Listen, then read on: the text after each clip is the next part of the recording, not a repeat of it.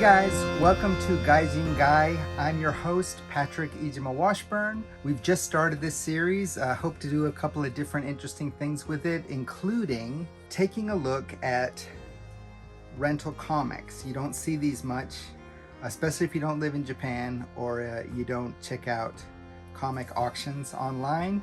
You might not even know about rental comics. I had no idea about rental comics. I had seen rental comic shops, but I did not know that there were comics produced specifically for rental shops, these rental shops.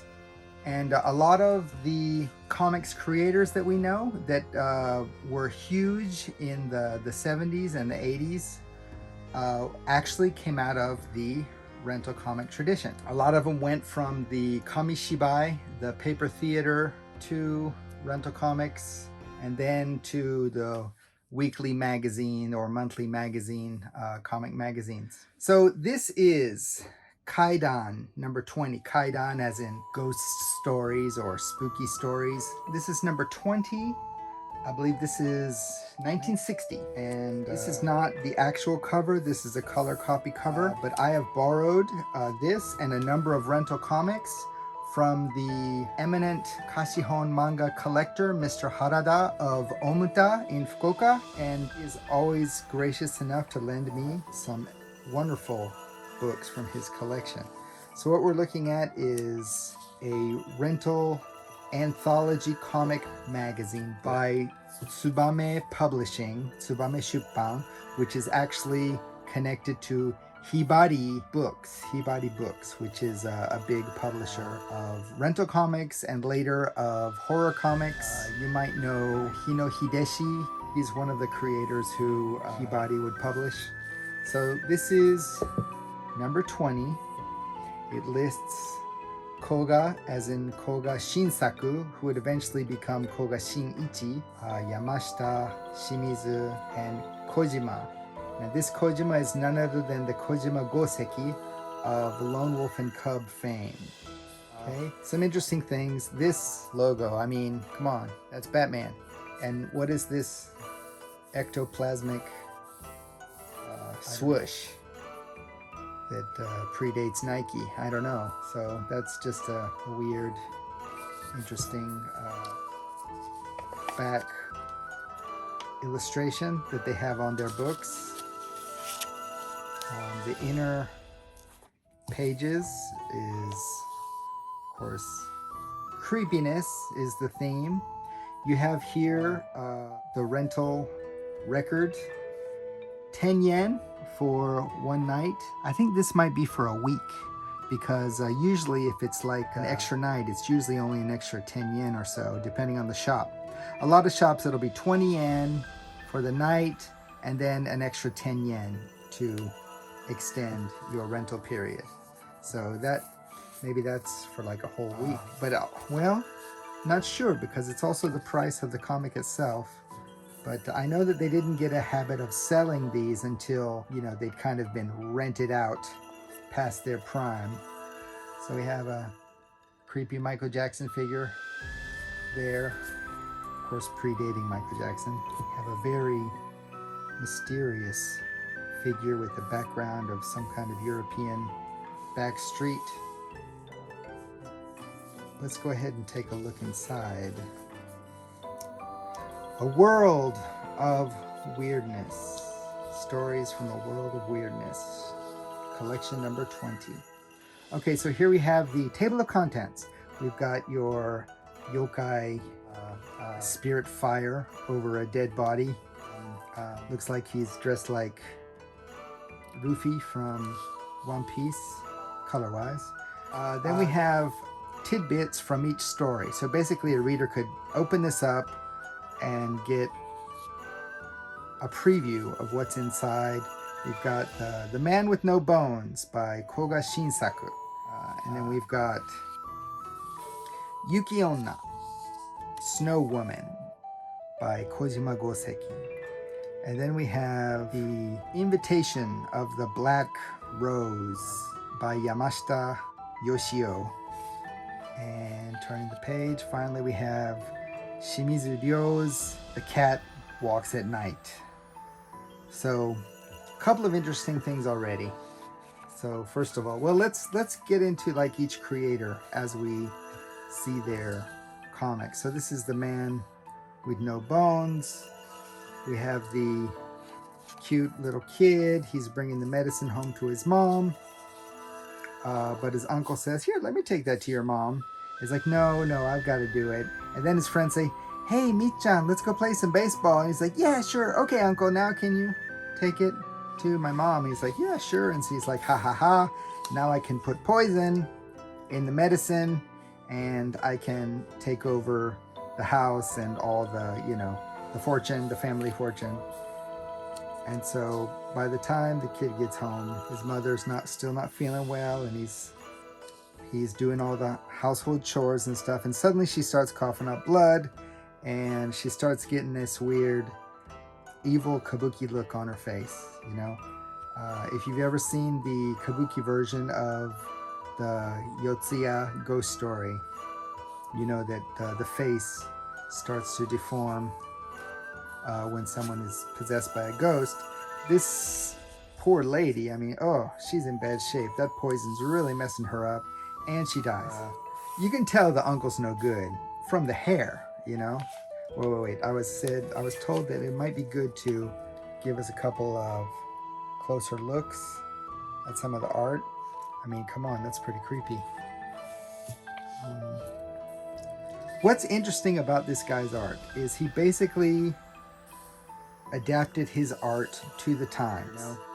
His art here looks very similar to other artists in the rental comics in this same comic KAIDAN in previous issues. Yeah. So this poor boy witnesses people stealing his mom's bones, and he feels that it's so sad that his mom's bones, that nobody took them home to be put into the grave. They did take parts of the bones, and that's usually what they do. They don't take everything, but they take a good amount of the ashes to be buried in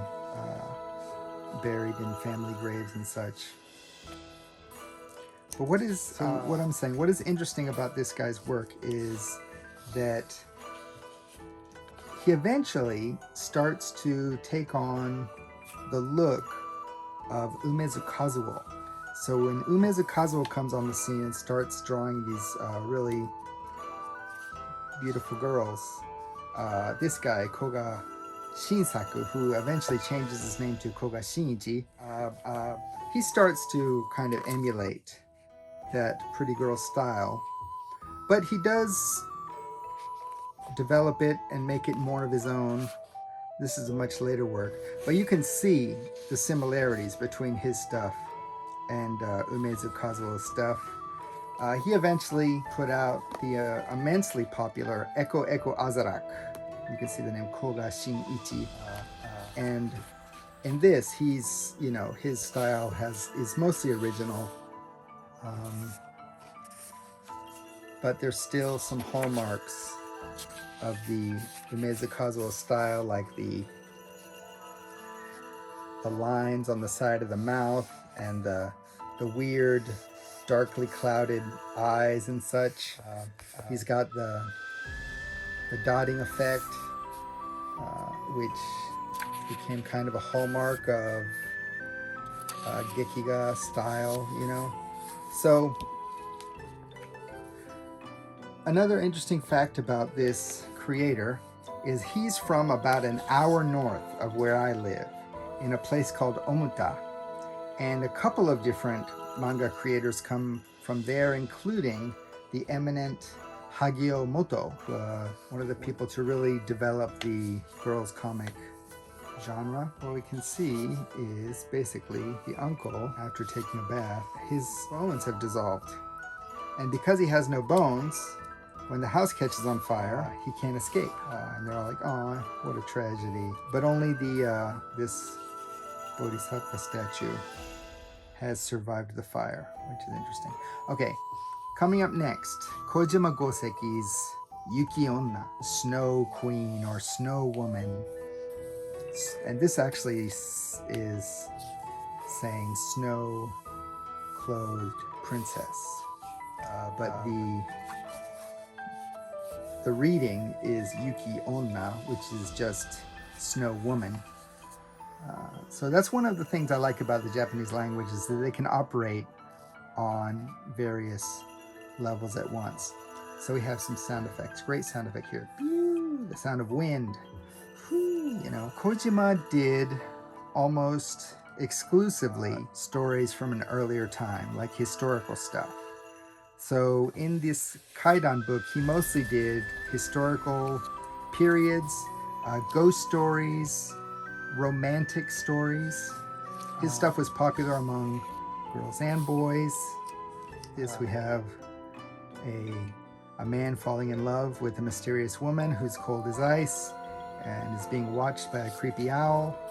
You can see already that his art technique is already like way above anyone else in the magazine. And that's one of the reasons he was so popular. He did the art for Shirato Sanpei's Kamuiden, which is the very first comic that I ever bought. A Japanese comic, I mean, that I ever bought. Okay, so now we see who this guy is. He's a Tengu. You know, he's a Tengu. He's able to transform himself into an owl. So, what I learned from this book he did a comicalized version of the movie Sanjuro, so based on the Yojimbo character. He says in an article here at the end that he started out as a movie sign painter. And so that's a self-portrait of Kojima Goseki as a movie sign painter. And then later he moved into doing kamishibai, which is like paper theater. And from there to the rental comics and eventually into magazines. This is only a few years before he starts collaborating with Koike Kazuo. And they made many series together. Of course, Lone Wolf and Cub is the most popular, but my favorite is actually this one, and I'm going to do a whole episode on this eventually. This is the amazing youth of Kei. So Kei's amazing youth, wonderful youth. But it's read just Seishun as youth, but the characters have been replaced by amazing. So this is one of my all-time favorite comics, and it's about a mysterious former samurai. He's wandering the land looking for his lost love. In the very first story, we see that he has a big scar on his back. The boy that he was friendly with just a page ago is calling him a coward, because only cowards get struck in the back, because it's like they got struck while they were trying to run away. And we won't find out the true story of this scar until deep into the series, but wow, this is a good one. Tears every chapter, I swear. Now, he was popular enough that he had many rental comics of his own, just his own work. He is the writer, he's the artist, he did everything. And like I said, they're all from a certain time period, you know, they're all historical, they're all romances, and there's action, but there's a lot of heart to his stories, you know, there's real heart to them. And so I'd like to think that he had more than just the art duties when working on the K series. I think his heartful touch also must have had some kind of effect on the story, because I know Koike can get pretty rough. I mean, pretty mean, cruel with his characters. I'm not going to explain every story. We're mostly here just looking and enjoying the art and the differences. One thing that we know is that this is an all ages book, is because it has hiragana, the furigana, next to the kanji, so that somebody who hadn't learned that kanji yet could read it with no problem. Here we have Yamashita Yoshio's Invitation of the Black Rose. This is set in modern times, right? His art is nowhere near the quality of Kojima, but he was a regular for this publisher. A lot of these people, I know that they were learning as they went, you know? At this point, there were already the weekly magazines, and so the people that were already making their way in those weekly magazines and becoming manga stars kind of left these people behind for the time being. And he mostly just worked for Rental Comics. I couldn't find his name attached to much else. Okay, now let's go to this great title here. The Cat Walks at Night by Shimizu Ryo. He's another guy. I looked for his name and could not find it attached to anything else but Rental Comics, almost all by this same publisher. Now his style is actually pretty good. He's got pretty good technique, I'm gonna say. I'm a little bit surprised, you know, that we don't hear more about this guy. Good use of the hatching. You know, I always like a good background to show that it's a dramatic moment. So this is also set in modern times. Looks like it's set in the country. Something's happening at 1 in the morning. A sound. Now, those don't look like cat prints to me. Who is it, he says?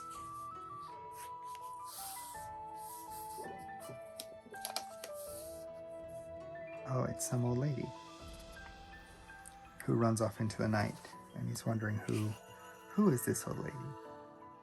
And he asks the wizened old Buddhist priest. Now all of a sudden, it looks to me like he's telling a story from the past. So it looks like we've switched back into the past. It's kind of sudden, you know, we can tell kind of through the dots that we're flashing back. So let's flash back. And okay, there's the cat. And let's see what's happening here. Cat is freaking people out. So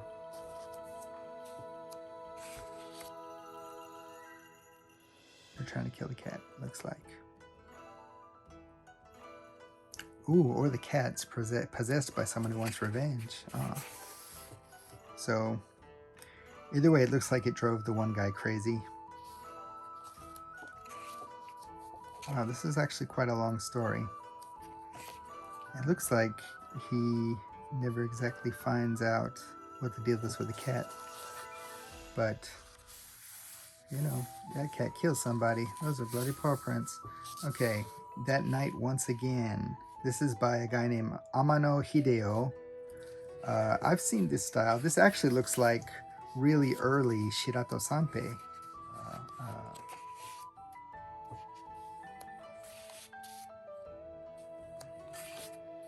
Ladies in bandages. Gotta love that stuff. So I just want to do kind of a zip through, not really reading the stories. I just wanted you to have a look at this particular horror related comic. This is another story, Fog and Shadows by Satsuki Kita. And wow, it looks like a very short story with a snake. And then we're right into Satsuki Kita. So, okay, so wait a minute. No, it's the same story. This is like the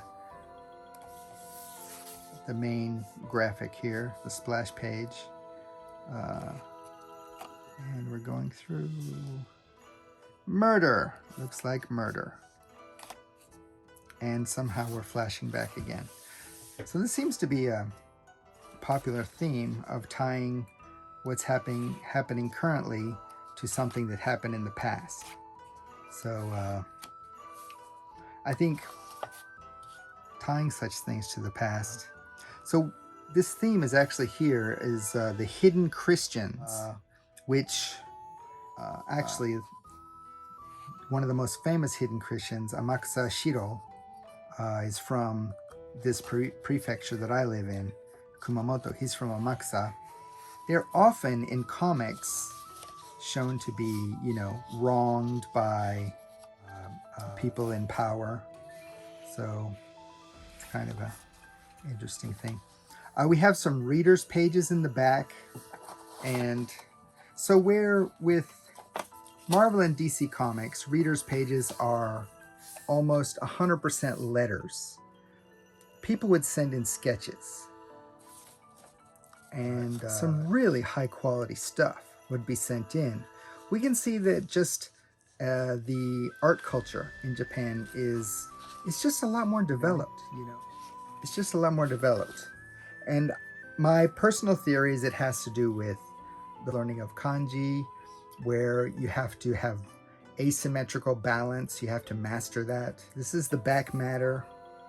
It says here that we are looking for stories. So, and these are some stories that some people have sent in, and we're going to think about them. This here is another contest. If you want to get original pages from Kojima Goseki, oh my God, wouldn't that be nice?